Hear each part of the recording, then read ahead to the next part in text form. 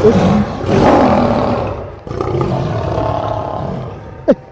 igiki taka mu izina rya Yesu. Ni igiki izina rya Yesu.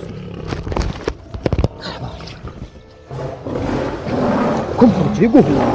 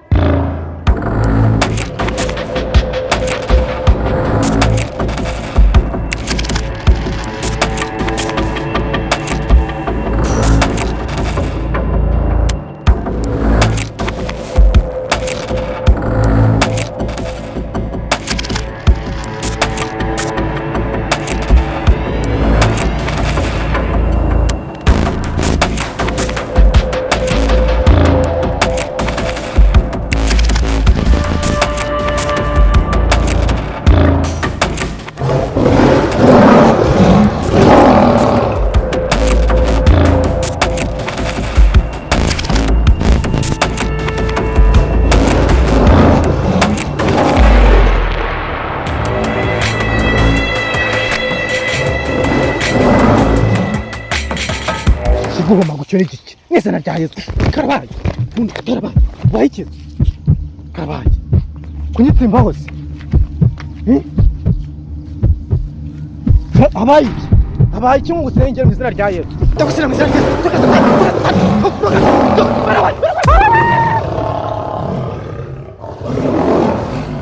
Zanja muri byo mfite byose kandaza yamana n'imbaraga kugeza igihe nzajya mu ijuru. Uwiteka Mana na Nyiringabo ushimwe cyane, ushimwe warakoze, ushimwe Imana wowe undebera ubuzima ukama ku byawe kubw'ubuntu bwawe. Uwiteka Mana ndagushimye cyane, ndongeye ngeze hahandi wambwiye uzajya unsubiriza, uzajya umbwira ibyanjye. Uwiteka Mana uhabe mu isengesho ry'uyu munsi, ubigenze neza, ubane nanjye. Uwiteka Mana ngiye kubanza gusenga cyangwa gutangirana igikorwa cyo kwegerana nawe. Ndamanza nshime Uwiteka Imana ngo ushimire icyo wakoze, ni byinshi cyane.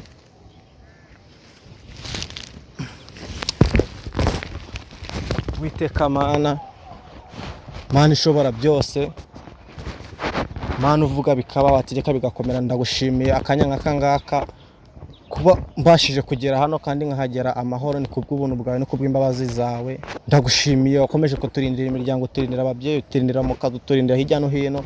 Uri Imana nyamana, warahabaye kuko ushobora byose. Ushimwe kandi uhabwe icyubahiro. Uwiteka Mana ngiye gutangirana nawe hano kuri aka gasozi wanshimiye ko nzajya mvugiraho izina ryawe. Utangirane nanjye kuko ni wowe uhangeneye kandi niho nsubirizwa, niho mega umugisha ku bwawe. Ikomeza kundindira ababyeyi, undindira inshuti, undindira umuryango, impande n'impande hose uturinde kuko ushobora byose. Uri Imana nyamana, uravuga bikabategeka bigakomera. Uyu munsi uhabe kandi ubigenze neza. Ndabizi icyifuzo nazanye datahagishujwe mu izina rya Yesu. Uri Imana ushimwe, ufite byinshi twaciyemo. Aho umwanzi Satani yatambitse imitego warahabaye urayitegura, umwanzi Satani yashatse kutugusha warahabaye uratwitambikisha imwe kandi uhabwa icyubahiro. Ni byinshi nashima, ariko Mana kanya ngaka ngaka ngeze hano nizeye ko ndabana nawe kandi ndagira icyo nyura. Nta mwana wawe wakeretse ko akuganye ngo nawe se umubone, uramubona mu izina ryawe. Ngiye gutangira, utangirane nanjye, ubane nanjye kandi ndabizi biragenda neza. Byose mbisabye nizeye izina ryawe, amen. Ufite umutima w'urukundo, ufite umutima w'urukundo, Uwiteka Mana Nyiringabo. Uwiteka Mana, ndamanza gutera akaririmbo kamwe ntangire tukamakora aka karago nkomeze kubana nawe. Kuko uyu musozi aho arambwiye ngo nifite twagira tujye dushima izina ryawe, kandi tunaririmba akaririmbo ko musozi kavuga ati yewe biruhanya tuza kuzamuka, yewe biruhanya tuza kuzamuka, ngo wigira munini tuza kuzamuka, yewe biruhanya tuza kuzamuka, yewe biruhanya tuza kuzamuka, yewe biruhanya tuza kuzamuka. Aleluya. Uwiteka Mana, ndatangira nsoma ijambo ry'Imana. Uyu munsi Imana yabigenje neza, yabanye nanjye kuba nageze hahandi mu byishimo byayo, mu bisubizo byayo. Uyu munsi ndasoma umurongo wa kangahera,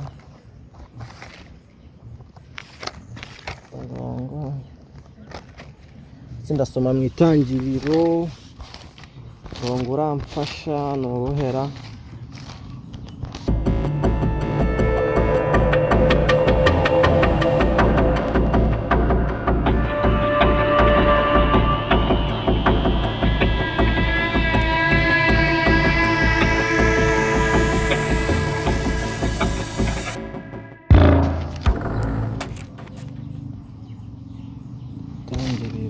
Kuva uyu munsi wakwisomera mu kuvura, ko naho hajya haba imirongo yubaka ubuzima bwa muntu, imirongo nyine igira ikihindura ku buzima bwa muntu. Uyu munsi ndasoma kuva 33 umurongo wa 18. Aramubwira ati nyereka ubwiza bwawe burabagirana. Amen. Amubwira ati nyereka ubwiza bwawe burabagirana, nanjye nkwereke ubwiza bwanjye nk'Imana. Nyereka kwitanga kwawe, nanjye nkwereke kwitanga kwanjye. Nunshaka kuzambona kandi nunshaka numwe tuzambona. Iri jambo cyane rinkoze ku mutima, iri jambo rifite icyo rimariye mu buzima bwanjye. Nyereka kwitanga kwawe, nanjye nkwereke ko wanshatse kandi wanshatse arambona. Amen. Washatse Uwiteka Imana ntago ajya amutesha agaciro, ntago ajya amushyira mu bibazo, ntago ajya amuteza inyatsi. Ibintu byose Uwiteka Imana arabibitse kandi abizigama twe abamukeneye kandi abamushaka kandi abashaka kumubona. Amen. Uwiteka Imana rwose uyu murongo ndiko mumfashije pe. Atamubwira ati nyereka ubwiza bwawe burabagirana, nyereka ko utunganye, nyereka ko mu mutima ukeye, nyereka ko mu mutima wawe ugomba gukorera Imana, nyereka ko ugomba kuva mu byaha ukaba umuntu wanjye. Nanjye nkwereke ko mari nk'Imana kandi mari kubafasha, kubakemurira ibibazo, kubakemurira ibibatera imitima ihora ihangayitse, kuko njye ndahari mari kubakiza mwebwe, mari kugira imbabazi mwebwe. Uyu murongo rwose, umurongo ndikumva nacyo nawe hari icyo uminduyeho kuri uyu munsi. Ndakomereza gusengera, bongeye gusengera ibyifuzo nazanye muri iyi nzu. Kance bugufi nsengera ibyifuzo. Uwiteka Mana, Imana ishobora byose, nzamuye ibyifuzo Mwami Mana, mbarazanye ibyifuzo byinshi hano. Nzamuye ibyifuzo, uturemere akazi, uturemere ibikorwa bizima, uturemere gukora bigakunda, dutsindire umwanzi Satani, udukora utambika inyatsi, uhora utambika ibintu byose ko byanga, umutsinde mu izina ryayo. Umwanzi Satani uhora dukora ikintu cyanga, ugashaka amafaranga bikanga, icyo ukozemo cyose wajya kugikora bakakwirukana aho ugeze hose. Natsindwe umudutsindire mu izina rya Yesu. Nzamuye icyifuzo cy'ubuzima, ujye mu buzima, kuko icyambere ni ubuzima Mwami Imana. Ugikomeza kundinda aho mora, mu byo nirirwamo byose, kandi gikomeza kuma ubuntu bwawe bwo kugukorera, gikomeza kumba hafi kuko uri Imana nyamana, gikomeza kundindira imiryango, gikomeza kundindira inshuti, gikomeza kundindira buri muntu wese unekereza wikiza n'ujye umutekerezaho ikiza, gikomeza kuturindira n'igihugu cyacu Mwami Imana tubayemo, tukibemo mu mahoro. Gikomeza kubigenza neza kuko uri Imana. Aho umwanzi Satani ashaka gutambika umutego uwutegurire ducemo tugenda. Umwanzi Satani yakinze uhakingure, tugende tubone ibyacu kuko ushobora byose. Tujye dukore bikundi ibintu byose bigende neza kuko uri Imana nyamana. komeze kuturindira mu bintu byose tugenda duhigahiga muri ubu buzima, komeze kuduha no gukorera izina ryawe, komeze kutuba hafi, uri Imana nyamana, byose mbisabye nizeye izina ryawe, amen. Amen. Kanongere mfate ijambo ry'Imana ndebe undi murongo uramfasha nawo usome mu izina rya Yesu.